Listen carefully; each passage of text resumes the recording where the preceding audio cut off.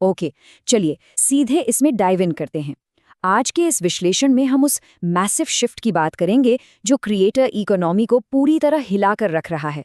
पता है, आजकल बहुत से वेल एस्टैब्लिश्ड चैनल्स अचानक से अपने व्यूज और प्रॉफिट दोनों में एक भारी गिरावट देख रहे हैं। रूल्स बिल्कुल बदल चुके हैं और आज हम यही समझने वाले हैं कि आखिर क्यों ज्यादातर एआई चैनल्स फेल हो रहे हैं और वो 60 सेकंड का पिवट क्या है जो एक क्रिएटर को असल प्रॉफिट की तरफ ले जाता है। अब ये सिचुएशन कितनी सीरियस है, इसका अंदाजा इस एक नंबर से आसानी से लगाया जा सकता है। द गार्डियन की एक हालिया स्टडी कहती है कि यूट्यूब पर नए आने वाले यूजर्स को दिखाए जाने वाले वीडियोस में से 20% से ज़्यादा वीडियोस एआई स्लॉप की कैटेगरी में आते हैं, यानी बिल्कुल लो क्वालिटी, बिना किसी ह्यूमन टच के मास प्रोड्यूस किया गया कंटेंट। ये नंबर अपने आप में प्रॉब्लम की पूरी शुरुआत तय कर देता है। और इसका असर सीधा उन क्रिएटर्स पर पड़ रहा है जो सच में मेहनत कर रहे हैं। जरा इस पर गौर कीजिए। रेडिट के r/newtubers फोरम पर एक क्रिएटर का कहना है कि व्यूअरशिप अचानक 25 से 50% तक गिर गई है। उन्हें क्लियरली लग रहा है कि एल्गोरिदम लोगों को जबरदस्ती इस नए एआई स्लॉप की तरफ धकेल रहा है। एक क्रिएटर के पॉइंट ऑफ व्यू से सोचिए, ये सच में कितना फ्रस्ट्रेटिंग है जब महीनों की मेहनत किसी क्वालिटी लेस ऑटोमेटेड वीडियो के आगे दब जाए। तो चलिए आगे बढ़ते हैं section 1, the rise of AI slope की तरफ। आखिर ये पुश बटन ऑटोमेशन चैनल्स इतने हावी कैसे हो गए? नाउ इस हिस्से में जो सबसे दिलचस्प बात है वो ये है कि ये एआई स्लॉप सिर्फ एक छोटा मोटा पासिंग ट्रेंड नहीं है। ये लो क्वालिटी कंटेंट हर साल लगभग $117 मिलियन जनरेट कर रहा है और व्यूज करीब 63 बिलियन व्यूज आ चुके हैं इन पर। लोग बस एआई टूल्स का इस्तेमाल करके बल्क में कंटेंट पुश कर रहे हैं, सिर्फ और सिर्फ व्यूज इकट्ठा करने के इरादे से। इसका एक बहुत ही अजीब येट मैसिव एग्जाम्पल है पॉटी फ्रेंची नाम का फिनोमेना।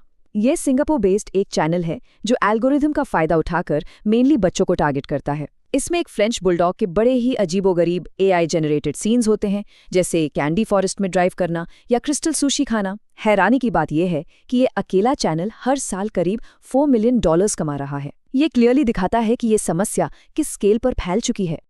लेकिन जैसा हम जानते हैं, हर चमकती चीज सोना नहीं होती। Moving to section 2, the copyright and AdSense trap. क्यों ये पूरे एआई मॉडल लॉन्ग टर्म के लिए एक बहुत बड़ा खतरा है? थिंक मीडिया की लीगल एनालिसिस से एक बहुत बड़ा सच सामने आता है। अगर सिर्फ बटन दबाकर पूरे एआई से आउटपुट निकाला जा रहा है तो लीगली उस पर किसी का कॉपीराइट नहीं होता, वो अनप्रोटेक्टेड है। दूसरी तरफ है the human in the middle approach, जहां एआई के साथ ह्यूमन क्रिएटिविटी शामिल होती है। ये फ्रेमवर्क प्रोटेक्टेड भी है और ब्रांड सेफ भी। बिना ह्यूमन टच वाला कंटेंट हमेशा डिमोनेटाइज होने के खतरे में लटकता रहता है। और लीगल रिस्क्स को अगर साइड में भी रख दें तो फाइनेंशियल सच्चाई और भी बुरी है। ट्रेडिशनल एडसेंस मॉडल हर 1000 व्यूज पर ऑन एवरेज सिर्फ $1 से $6 तक ही पे करता है।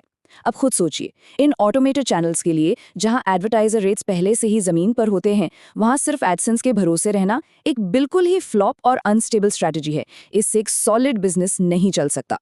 तो इस पूरी पिक्चर को देखने के बाद एक बहुत ही क्रिटिकल सवाल उठता है। अगर एडसेंस सही जवाब नहीं है और इन ऑटोमेटेड चैनल्स का कोई फ्यूचर नहीं है, तो आखिर पिवट क्या है? वो सोल्यूशन क्या है जो हमें इस प्रॉब्लम से बाहर निकालकर एक सफल फ्रेमवर्क की तरफ ले जाए? यही एंट्री होती है हमारे कोर फ्रेमवर्क की। Section 3, the human in the middle. इस लीगली और क्रिएटिवली सेफ फ्रेमवर्क के 3 सिंपल हिस्से हैं। पहला, एआई का इस्तेमाल ब्रेनस्टॉर्मिंग और आउटलाइन तैयार करने के लिए करना। दूसरा, और ये सबसे क्रूशल है, उसके बीच में ह्यूमन वैल्यू और नुआंस डालना, एक इंसानी टच। और तीसरा, फाइनल प्रूफिंग और पॉलिश करने के लिए वापस एआई का यूज करना। क्योंकि प्योर एआई वर्क पर कॉपीराइट मिलना नामुमकिन है, इसलिए ये ह्यूमन टच ना सिर्फ कंटेंट को बेहतर बनाता है बल्कि लीगली मैंडेटरी भी है। So the crucial point is, इस स्लॉप प्रोड्यूस करने से बचना चाहिए। फेक ट्रू क्राइम या मनगढ़ंत रेडिट स्टोरीज को प्लेटफॉर्म्स बहुत आसानी से पकड़कर डीमोनेटाइज कर देते हैं। इसकी जगह फाइनेंस, ट्रैवल या स्पेस जैसी हाई वैल्यू नीशेस पर फोकस करना जरूरी है।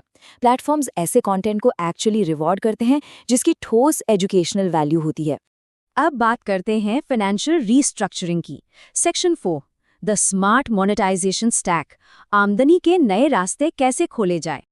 और ये स्ट्रक्चर ब्रिलियंटली इलस्ट्रेट करता है कि प्लेटफॉर्म पर डिपेंडेंसी कैसे कम की जा सकती है। देखिए, एडसेंस की प्लेटफॉर्म पर निर्भरता सबसे हाई है और स्केलेबिलिटी बस मीडियम है। लेकिन जैसे जैसे हम अफिलिएट मार्केटिंग या डिजिटल प्रोडक्ट्स की तरफ शिफ्ट होते हैं, प्लेटफॉर्म पर डिपेंडेंसी एकदम लो हो जाती है और स्केलेबिलिटी वेरी हाई हो जाती है।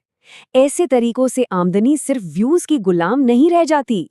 जब इन रेवेन्यू स्ट्रीम्स को स्मार्टली स्टैक किया जाता है और एआई का ठीक से इस्तेमाल होता है, तब रिजल्ट्स कुछ ऐसे दिखते हैं। फाइनेंस जैसी नीशेस में चैनल्स मैसिव मार्जिन्स निकाल रहे हैं, करीब 72% तक का प्रॉफिट, जहां प्रोडक्शन कॉस्ट एआई की वजह से घटकर सिर्फ 28% रह जाती है। मतलब अगर ओवरऑल व्यूज थोड़े कम भी हों, तब भी प्रॉफिट काफी बड़ा और सॉलिड हो सकता है। और अब आते हैं मोनेटाइजेशन पजल के सबसे लुक्रेटिव हिस्से पर, section 5, pitching brands and licensing. vidIQ से आया ये रूप मेथड सिखाता है कि बिना मैसिव सब्सक्राइबर काउंट के भी ब्रांड्स को सफलतापूर्वक कैसे पिच किया जाए। R से रेलेवेंट, उनके करंट कैंपेन्स की रिसर्च करना। O से ऑर्गेनिक, पिच को कंटेंट स्टाइल से अलाइन करना। P से प्रूफ, पास्ट रिजल्ट्स शेयर करना। और E से इजी, ब्रांड के लिए येस बोलना और नेक्स्ट स्टेप्स लेना आसान बनाना। ये स्ट्रक्चर ब्रांड्स के साथ लंबे रिश्ते बनाने का परफेक्ट रोड मैप है। अब इस अप्रोच के रिटर्न्स देखिए। यूजर जेनरेटेड कंटेंट यानी यूजीसी डील से आराम से एक वीडियो के $150 से $1000 तक या उससे भी ज्यादा कमाए जा सकते हैं।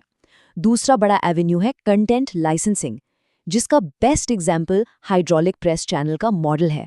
जब भी कोई और पब्लिशर इनकी ओरिजिनल क्लिप्स को दोबारा रीयूज करता है तो इनको पैसे मिलते हैं। ये दोनों ऑप्शंस पुराने एड स्ट्रक्चर्स के मुकाबले बहुत ज्यादा रिलायबल और हाई पेइंग ऑल्टरनेटिव्स हैं। तो इन सभी कॉन्सेप्ट्स को एक साथ लाते हैं। Section 6, the new automation blueprint.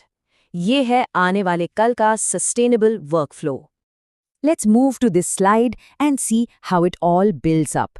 नया उसूल बिल्कुल सिंपल है, क्रिएट वंस, मोनेटाइज 5 टाइम्स। एक शानदार मास्टर वीडियो बनाकर उसको एआई वॉइसेस का इस्तेमाल करके अलग-अलग भाषाओं में लोकलाइज किया जाना चाहिए।